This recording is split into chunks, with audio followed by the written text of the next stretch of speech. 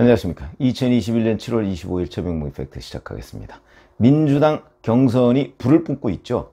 그러면서 이재명 경기도지사와 이낙연 전 대표가 지금 이번에는 백제 발언을 가지고 또 맞붙었습니다. 백제 발언이 무엇일까요? 우리가 흔히 사석에서는 왜 호남 쪽을 백제 이렇게 얘기하는 경향이 있습니다. 과거 삼국시대에 비유를 해서요. 그 백제 발언을 문제 삼은 건데, 백제 발언이 언제 나왔냐면 이재명 지사가 한 언론 인터뷰를 통해서 이렇게 얘기했습니다. 이낙연 대세론이 퍼지고 있을 당시에 그때 나는 이낙연 대세론 내 인정했다. 그런 취지입니다. 그러면서 한반도 5,000년 역사에서 백제 이쪽이 주체가 돼서 한반도 전체를 통합한 때가 한 번도 없었다. 그랬기 때문에 이낙연 대세론이 있을 때 이낙연 후보는 전남 출신 아닙니까? 그러니까 이제 자기는 거기에 동의했다는 개념으로 얘기를 한 겁니다. 그러면서 그러나 이제는 지형이 바뀌었다. 결국 중요한 건 확장력이다. 이렇게 얘기를 했습니다.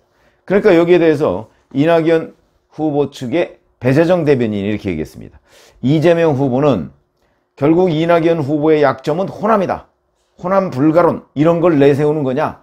이렇게 얘기를 하고, 이낙연 후보는 DJ가 피를 토할 일이다. 이렇게까지 얘기를 하고 있습니다. 우선 이재명 지사의 백제 발언, 이게 뭘 의미하느냐 하는 거는 분명해 보이는데 그걸 거론한 거는 부적절했죠. 백제를 거론함으로써 결국 이낙연 후보는 호남 출신이다. 호남 출신의 확장력은 한계가 있고, 그리고 나는 호남 출신이 아닌 경북 출신이다. 경북 안동 출신이죠. 안동 출신이니까 확장성이 있다. 그러니까 나를 지지해달라. 이 얘기 아닙니까? 그 얘기인데 거기에서 왜 하필이면 백제 얘기가 나오며 호남이 주체가 돼서 한반도 전체를 통합한 때가 한 번도 없었다. 이건 말이 안 되는 거죠. 왜 그러냐면 DJ가 있었지 않습니까? DJ야말로 백제죠. 그러니까 호남과 충청이 연합해서, 그게 DJP 연합 아닙니까? 호남과 충청이 연합해서 거기다가 경상도 일부, 그건 박태준 전 최고위원까지, 박태준 전 총재까지 이렇게 돼서 어찌 보면 통합한 때가 있었죠. 그러니까 팩트에도 어긋나는 걸 가지고서 이낙연 후보를 공격하다가 빚어진, 어찌 보면 자초한 일이다. 이래서 이제 이 발언까지. 근데 이것도 엄밀하게 따지면 약간 말꼬리 잡는 듯한 느낌은 있는데, 경선이 워낙 치열하게 전개되다 보니까 이런 식으로 말꼬리를 잡아서라도 상대를 공격합니다. 이거 굉장히 영향이 있을 겁니다. 특히 호남 지역에서. 왜냐면 어제 오늘 이재명 지사 본인과 부인 김혜경 씨가 호남에 내려가서 계속해서 지금 득표 활동을 한다는 것이고요. 그 다음에 내일 모레 이렇게는 또 이낙연 후보가 내려가서 또 득표 활동을 한다는 거거든요. 그건 왜 그러냐면 잘 아시다시피 민주당 경선은 호남에서 대세가 결정나면 끝납니다. 과거 노무현 후보 때도 그랬고요.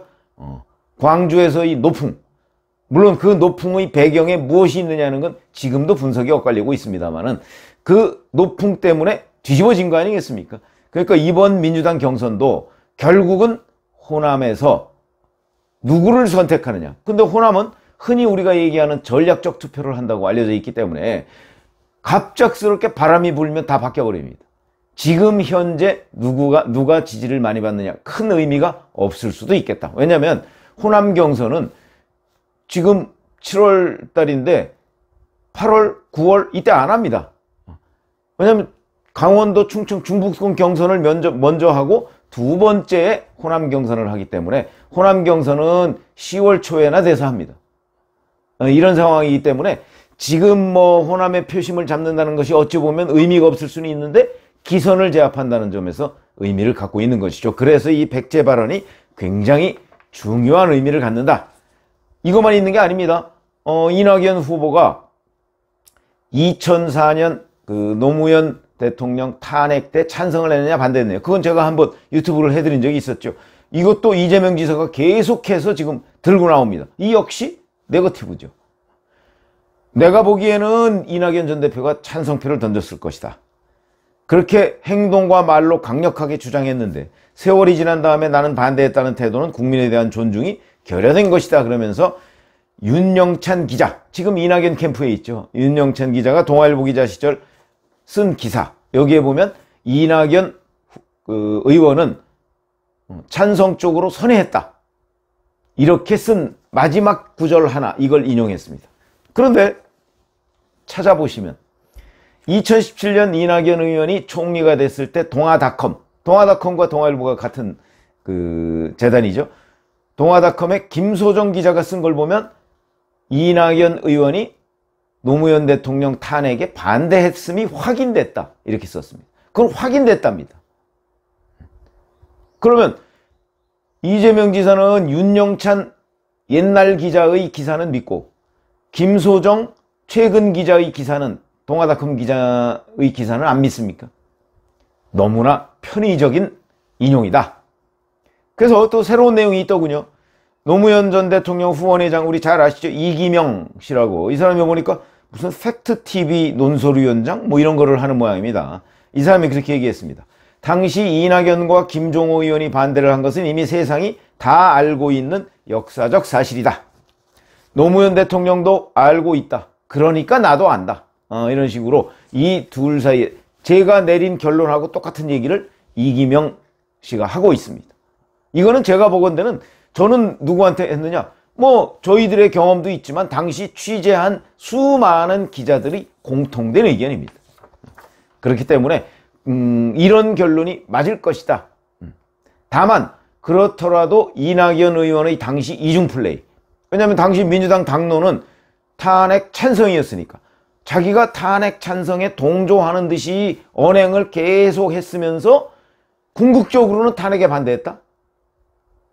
이런 이중플레이, 이중성, 이것 때문에 아마 본인이 사실은 흔쾌하게 당시에 인정을 못했던 것이 아닌가, 저는 그렇게 분석을 하는데, 어찌됐든 간에 이렇게, 이거는 무기명 비밀투표이기 때문에 계속해서 그냥 누구도 사실관계를 확인할 수가 없는 겁니다. 그런데도 이재명 지사가 계속 공격을 하는 것은 이낙연 전 대표가 주장하고 있는 친문 적통론, 이거에 흠집을 내기 위한 네거티브, 이겁니다.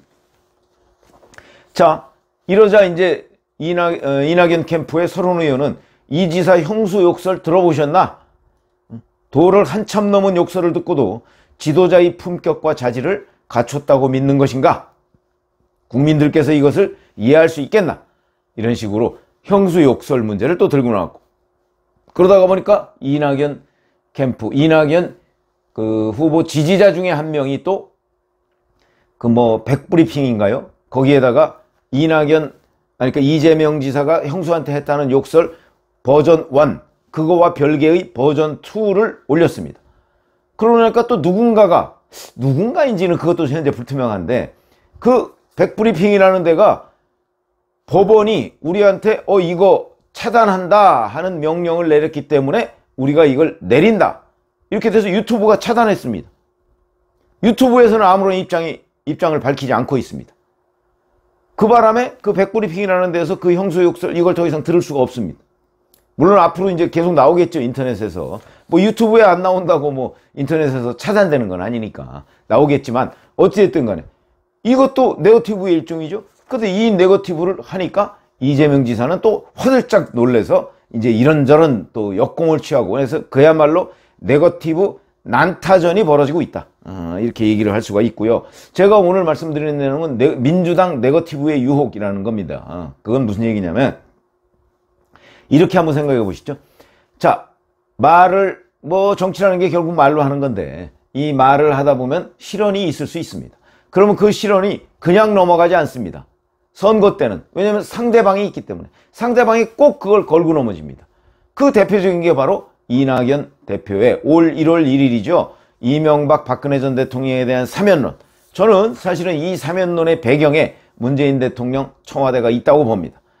운을 떼봤던 것이죠. 이낙연 대표를 통해서, 집권당의 대표를 통해서. 근데 반응이 안 좋으니까 결국 이낙연 대표가 온팡 뒤집어 쓰고 그냥 아무 얘기 안 하고 있는 것 아닌가. 저는 이렇게 분석합니다. 근데 이 부분을 이재명 지사 쪽이 물고 늘어지니까, 그러니까 이낙연 대세론이 푹 꺾였습니다. 이때부터 이제 측근의 옵티머스 연루 의혹과 관련한 극단적인 선택까지 겹치면서 지지율이 급락해서 대세론이 바뀌어버렸습니다. 올 1월부터 이재명 지사가 1위로 치고 올라가서 지금까지 계속 1위를 유지하고 있습니다. 그렇죠? 자, 그런데 예비 경선을 시작하자마자 바로 정세균 전 국무총리가 질문한 김부선 스캔들 이와 관련한 바지 발언을 했습니다. 본인의 실언이죠. 그 다음에 형수 욕설 문제가 불거지죠. 이렇게 되니까 이재명 대세론이 또 꺾였습니다. 그래서 지금 7월 중순 이제 하순으로 넘어갔는데 이 즈음에는 이낙연, 이재명 두 사람이 거의 오차 범위 내에서 경쟁을 벌이고 있다. 이러다 보니까 두 사람의 네거티브전이 치열하다. 왜냐하면 그동안에 이낙연 대세론이 이재명 대세론으로 갔다가 이재명 대세론이 꺾이는 과정이 전부 다 네거티브 때문이었다. 그만큼 네거티브는 정치에서는 굉장히 중요한 겁니다. 이 네거티브전, 이거는 본인이 본인의 장점, 뭐 흔히 이런 얘기 하죠. 대한민국을 이끌어갈 대통령이 미래의 비전을 밝히고 정책 대결을 벌여야지. 어떻게 남 흠집이나 잡고 말꼬리나 잡고 그러느냐. 이거는 뭐 거의 공자님 말씀이고요. 그건 정치 현실을 모르는 얘기입니다. 네거티브 정치 경연장에서 굉장히 중요합니다. 저는 네거티브가 가장 중요하다고 봅니다. 왜? 이거는 그러면 제가 무슨 뭐 맨날 그 흙탕물 싸움에 익숙해서 그러냐? 아닙니다. 제가 말씀드리는 건 바로 정치의 현실이다. 그 현실을 떠나서 선거에서 어떻게 이기느냐. 그래서 윤석열 전 검찰총장의 경우에도 정치에 참여하겠다고 마음을 먹는 순간 맨 처음에 해야 될 일이 네거티브 대응팀이다. 이런 말씀을 제가 벌써 여러 번 드린 적이 있는데 그만큼 네거티브라는 건 중요하고요. 본인이 네거티브를 하든 아니면 방어를 하든 중요하다는 거죠. 방어라도 해야 될 거 아니겠습니까? 그러나 네거티브는 방어만 해서는 실점을 할 수밖에 없다. 아니 이렇게 생각하시면 됩니다. 요새 올림픽 뭐 한참 진행 중인데 축구 경기를 하는데 수비가 아무리 탄탄해봤자 이길 수 없습니다. 기껏해야 비기는 거죠. 공격을 해야 됩니다. 공격이 최선의 방어다. 정치에서도 똑같다. 이 현실을 외면하고 정책 대결을 안 벌인다고 그러면서 뭐 양 진영을 다 비판하는 거, 그거 무책임하거나 아니면 정치 현실을 잘 모르는 사람들의 얘기다. 저는 그렇게 단언할 수가 있습니다. 제 기자 경험상 그렇다는 것이죠. 그러다 보니까 당연히 네거티브는 굉장히 중요하고요. 이 네거티브를 어떻게 공세를 할 것이냐, 어떻게 방어를 할 것이냐, 이런 것들에 대한 전략, 이것이 결국은 선거의 승패에 상당히 중요한, 제가 뭐 몇 %인지야 어떻게 알겠습니까만은 상당히 중요한 요소인 것만은 틀림없다. 그러면 이게 민주당의 지금 이재명, 이낙연, 이재명 싸움에서만 중요하냐? 그렇지 않습니다. 본선에서도 중요하죠. 그렇기 때문에 바로 윤석열 전 검찰총장이나 최재형 전 감사원장이나 이 신인들일수록 또 네거티브 할 소재가 많이 있지 않습니까? 왜냐하면 그 사람들의 과거 새로운 것처럼 보이니까. 그동안에 국민들이 제대로 몰랐던 내용들이 나오지 않겠습니까? 김건희 씨의 박사학위 논문 어쩌고 새로 나왔습니다. 그 논문에 뭐 표절이 있네, 뭐 어쩌고저쩌고. 그 다음에 뭐 멤버 유지가 그 메인티넌스 뭐 이런 건데, 그거를 유지를 그냥 YUJI 뭐 이렇게 썼다고. 그거 박사학위 논문 아닙니다. 그런데 지금 친여 패널들은요, 마치 그게 학위 논문인 것처럼 얘기. 그거는 학위 논문이 아니고요. 그냥 어떤 논문지에다가 쓴 그 논문입니다. 학위 논문이 아니고. 그런데도 이걸 막 뭉뚱그려서 그 유지 그거는 정말 말이 안 되지 않습니까? 그냥 논문입니다. 그래서 이런 부분 때문에 아마 유권자 상당수가 학위 논문에 그 유지라고 썼다 뭐 이렇게 아마 기억하시는 분들이 계실 텐데 그거 아닙니다. 이렇듯 네거티브라는 것은 이 유권자들의 일종의 그 취약성 이런 거를 파고드는 과정이다. 그만큼 중요하다 하는 거죠. 그러다 보면 윤석열 전 검찰총장, 최재형 전 감사원장 뭐 이런 사람들에 대해서도 본선에 가면 누가 국민의힘의 후보가 또는 야권 후보가 될지 모르겠으나 결국은 네거티브 전략이 기승을 부릴 가능성이 매우 높기 때문에 지금 현재 이낙연, 이재명 이 두 사람 간의 네거티브 선거전 양상을 야권 대선 캠프에서는 면밀하게 들여다봐야 되고요. 과거 김대엽 사건 뭐 이런 것들도 면밀하게 들여다보지 않으면 이 본 경선에서 살아남을 수가 없다.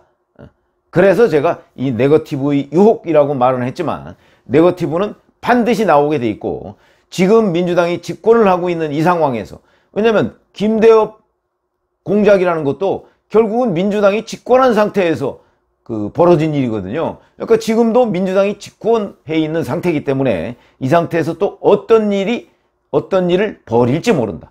지금은 민주당 내부 경선에서 네거티브전을 벌이고 있지만 본 경선에서 네거티브전을 어떻게 벌일지를 지금 연구하고 있는 단계일 가능성도 있다 하는 차원에서 본다면 이 네거티브에 대한 철저한 연구, 어찌 보면 야권에서 더욱 필요하지 않을까, 민주당을 상대로 할 경우에 그런 말씀을 드립니다. 감사합니다.